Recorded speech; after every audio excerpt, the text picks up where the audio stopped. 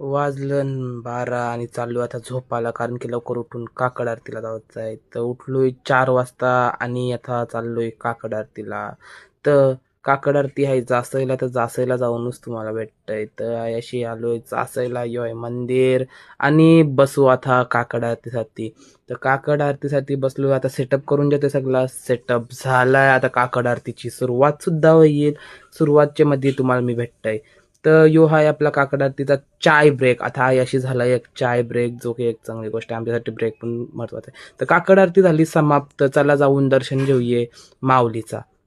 तर मंदिरात म्हणा एक गोष्ट लयूच भारी वाटली, काय अशी 12चे 12 ज्योतिर्लिंग आपल्याला बघायला भेटतात. जर तुम्ही व्हिडिओमध्ये तुम्ही बघू शकत आहो का 12चे 12 ज्योतिर्लिंग आहे अशी. आणि आता नाश्ता करून जाऊया आपण घरा.